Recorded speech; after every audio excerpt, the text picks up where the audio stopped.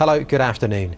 Detectives investigating the disappearance of a teenager from Shropshire have been granted more time to question a 22-year-old man arrested on suspicion of her murder. 17-year-old Georgia Williams has been missing since Sunday. Charlotte Grant is in Wellington for us now. Charlotte, how long do police now have to question the suspect? Well, police have until 6:30 tomorrow morning to question Jamie Reynolds on the suspicion of the murder of Georgia Williams. If detectives apply for a further extension, then he can be held until Sunday evening. But today he is facing his third day of questioning. But for local people here, the focus is very much not on the man being held in custody, but on the teenager who is still missing. This lunchtime, friends of Georgia have been gathering in the town square not far from here. They've been handing out flyers and posters. For them, the message is clear. They say that they will not give up until Georgia is found. There always has to be hope, because hope is what's holding the community together right now. And if we let go of hope, we let go of everything. The whole community just wants to come together and try and find her and make sure she's safe.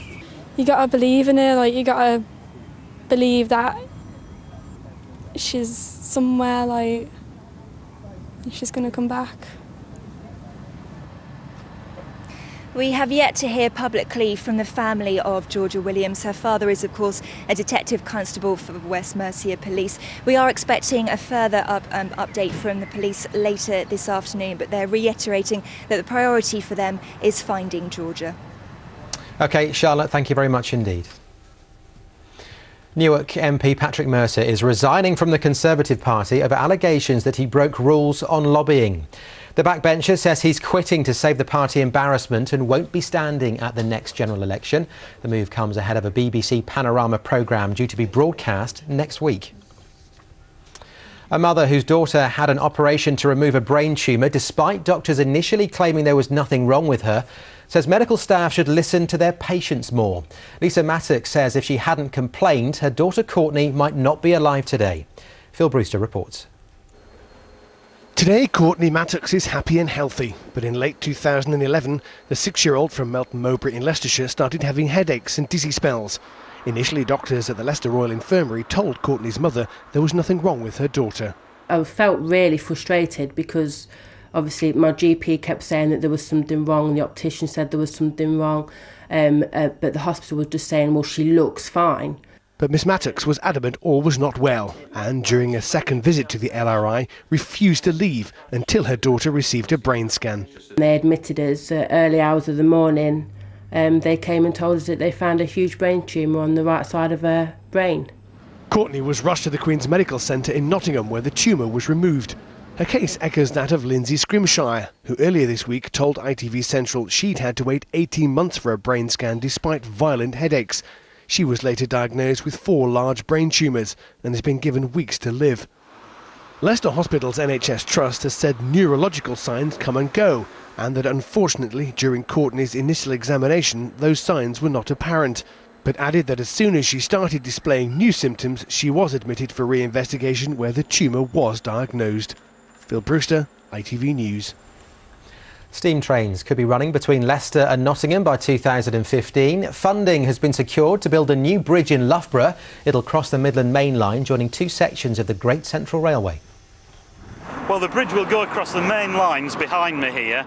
Just behind those signals you can see the embankment on this side, and it will span all 4 tracks of the Midland Main Line, just about where the front of that train is now.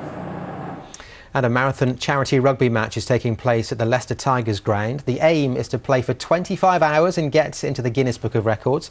An armed forces side is taking on players from across the country to raise money for Scottish Little Soldiers. It's a charity set up by an army widow to support the children of men and women killed serving in the British Armed Forces.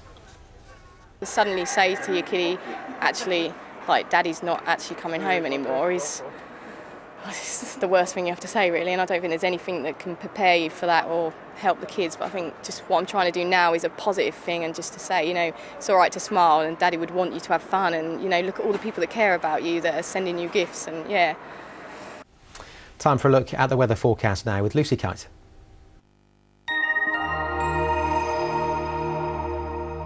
I can't wait to get some sunshine. Me too. I'm sick of all these showers.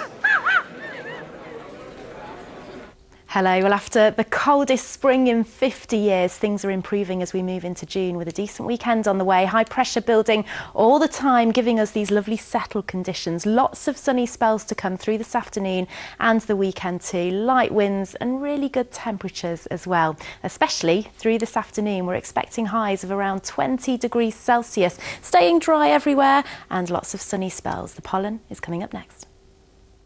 Flybe, sponsors of ITV Central Weather.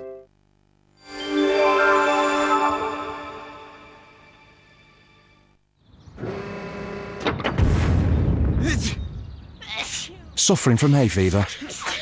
ITV Pollen Count is sponsored by Benadryl. So sunny spells through this afternoon and tomorrow as well, which means grass pollen levels will be moderate to high. Have a nice day. I'll see you later on.